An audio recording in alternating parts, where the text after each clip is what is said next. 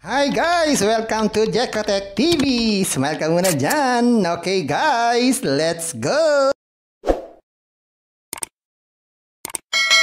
Hello guys! Welcome back again to my channel! Ano guys, may tayo susunod dito, kalalabas-labas lang ngayong May 14, 2024. Ang pangalan ng application ay SAW application. Nagbabalik daw ang SAW, kaya titignan natin kung ito rin yung dating SAW. Eh ang tanong, sasaw-saw pa rin ba tayo dito sa SAW? Bago natin sagutin ang ating mga tanong na yan, baka naman po pwedeng pakiclick ang subscribe button, bell button, share, like, para naman alam nyo kung meron akong bagong video. And also share and like sa mga mahilig sa online. At sa mga nandyan na gusto magsuri, pwede rin mag-register. Magsuri. Maganda nga yan. Marami nagsusuri sa sari-saring application na lumalabas sa ating internet world. Again, dito commercial. Hindi rin to promotion, hindi rin to advertisement para sa SAW. Sadya lamang tinitingnan natin, sinusuri ang sari-saring application na lumalabas minuminuto sa ating internet world. Kaya, let's go na! So, ayan guys, ito yung kanilang registration form ng bagong SAW. So, iba naman sa dating SAW. So, pero subukan natin at tignan natin yung loob ng itong bagong SAW na to. So, meron ditong cellphone number, tapos password, tapos ulitin lang daw. Gawin na natin. Yan, click natin itong check. So, halos kamukha taga ng dating SAW. So, ngayon meron tayong libreng 30 pesos. Yan. At sa bandang kanan, meron silang customer service at parang aeroplanong lilipad-lipad. At sa bandang gitna ay andito ang logo ng SAW. Kamukha din. At meron din silang power warehouse. Check nga natin itong power warehouse. Wala naman. Dati kasi power warehouse ay palitan ng kilowatt papuntang pera.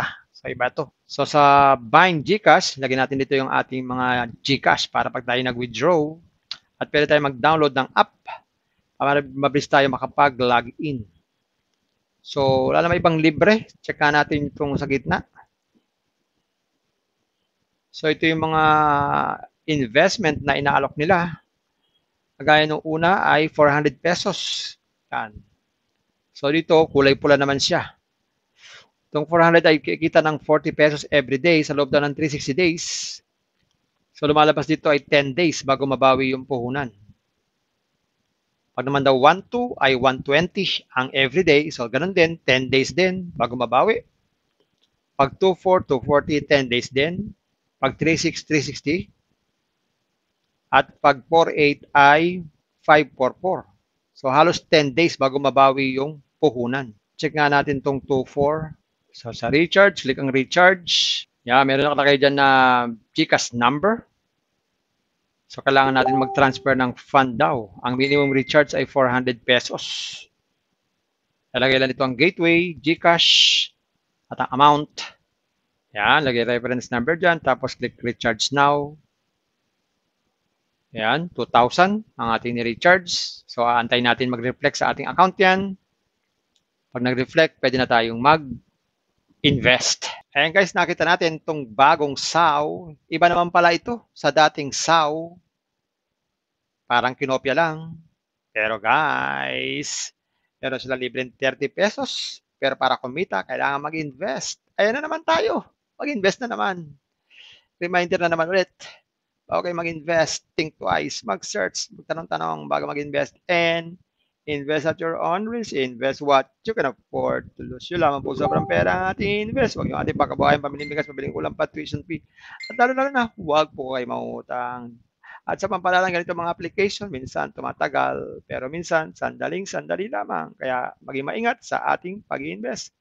At kung wala tayong perang pang-invest, kung may free, sa free na lang muna tayo. Kung may free, sa free na lang muna tayo. At sa pampalala, ang ganito mga application, minsan tumatagal, pero minsan sandaling-sandali lamang.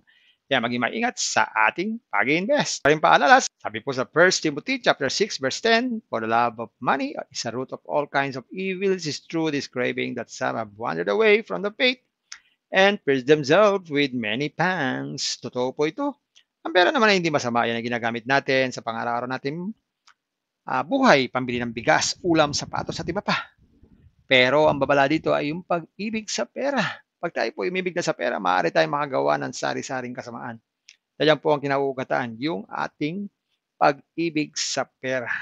Kaya ito po ay isang babala dahil ang ating ibang mga kasama natin ay nawala na sa pananampalataya. Mas pinili nilang ibigin ang pera. Hindi natin alam kung nasaan sila. Kaya pinag-iingat po tayo dito. Mag-iingat po tayo sa pag-ibig sa pera. Bye-bye. Ingat lagi sa pag-invest. Bye. Hi guys! Welcome to Jekotech TV! Smile ka muna dyan! Okay guys, let's go! Hi guys! Welcome to Jekotech TV! Smile ka muna dyan! Okay guys, let's go! Hello guys! Welcome back again to my channel! Ano guys, ngayon sorry dito, kalalabas-labas lang ngayong May 14, 2024. Ang pangalan ng application ay SAW application. Nagbabalik daw ang SAW, kaya titignan natin kung ito rin yung dating SAW. Kaya ang tanong, sasaw-saw pa rin ba tayo dito sa SAW? Bago natin sagutin ang ating mga tanong na yan, baka naman po pwedeng pakiclick ang subscribe button, bell button, share like, para naman alam nyo kung meron akong bagong video. And also share and like sa mga mahilig sa online. At sa mga nandyan na gusto magsuri, pwede rin mag-register. Magsuri. Maganda nga yan. Marami nagsusuri sa sari-saring application na lumalabas sa ating internet world. Again, dito commercial. Hindi rin ito promotion. Hindi rin ito advertisement para sa SAW. Sadya lamang tinitingnan natin, sinusuri ang sari-saring application na lumalabas minuto sa ating internet world. Kaya, let's go na! So, ayan guys, ito yung kanilang registration form ng bagong SAW. So, iba naman sa dating SAW. So, pero subukan natin at tignan natin yung loob ng itong bagong SAW na to. So, meron ditong cellphone number, tapos password, tapos ulitin lang daw. Gawin na natin. Yan, click natin itong check. So, halos kamukha taga ng dating SAW. So, ngayon meron tayong libreng 30 pesos. Ayan. At sa bandang kanan, meron silang customer service at parang aeroplanong lumilipad-lipad. At sa bandang gitna ay andito ang logo ng SAW. Kamukha din. At meron din silang power warehouse. Check nga natin itong power warehouse. Wala naman. Dati kasi power warehouse ay palitan ng kilowatt papuntang pera. So iba ito. So sa Bind GCash, lagyan natin dito yung ating mga GCash para pag tayo nag-withdraw. At pwede tayo mag-download ng app para mabilis tayo makapag-login. So wala naman ibang libre. Check nga natin itong sa gitna. So ito yung mga investment na inaalok nila. Kagaya nung una ay 400 pesos. Yan. So dito, kulay pula naman siya. Itong 400 ay kikita ng 40 pesos every day sa loob daw ng 360 days. So lumalabas dito ay 10 days bago mabawi yung puhunan.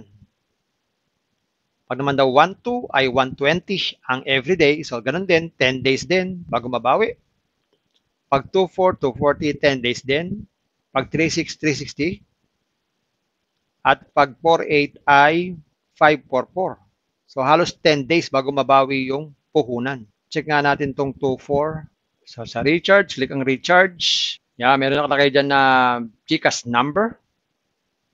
So kailangan natin mag-transfer ng fund daw. Ang minimum recharge ay 400 pesos. Lalagay lang ito ang gateway, GCash, at ang amount. Yan, lagay reference number dyan. Tapos click recharge now. Yan, 2,000 ang ating ni-recharge. So, aantayin natin mag-reflect sa ating account yan. Pag nag-reflect, pwede na tayong mag-invest. Ayan guys, nakita natin itong bagong SAW. Iba naman pala ito sa dating SAW. Parang kinopya lang. Pero guys, meron sila libreng 30 pesos. Pero para kumita, kailangan mag-invest. Ayan na naman tayo. Mag-invest na naman. Reminder na naman ulit. Okay, mag-invest. Think twice. Mag-search. Magtanong-tanong bago mag-invest. And invest at your own risk. Invest what you can afford to lose. Yun lamang po sobrang pera ang ating invest. Huwag yung ating pagkabuhayan, pamiling bigas, pabiling ulam pa, tuition fee. At lalo na, huwag po kayo mangutang. At sa pampalalang ganito mga application, minsan tumatagal. Pero minsan, sandaling-sandali lamang. Kaya maging maingat sa ating pag-invest.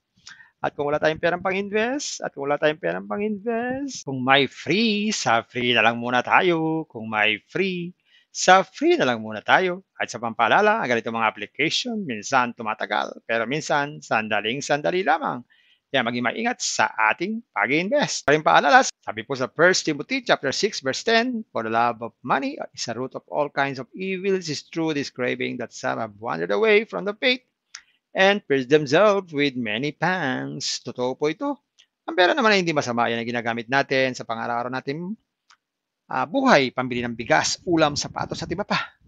Pero ang babala dito ay yung pag-ibig sa pera. Pag tayo po umibig na sa pera, maaari tayong makagawa ng sari-saring kasamaan. Yan po ang kinauugatan, yung ating pag-ibig sa pera. Kaya ito po ay isang babala dahil ang ating mga kasama natin ay nawala na sa pananampalataya. Mas pinili nilang ibigin ang pera. Hindi na natin alam kung nasaan sila. Kaya pinag-iingat po tayo dito. Mag-iingat po tayo sa pag-ibig sa pera. Bye-bye. Ingat lang sa pag-invest. Bye. Hi guys! Welcome to Jekotech TV! Smile ka muna dyan! Okay guys, let's go!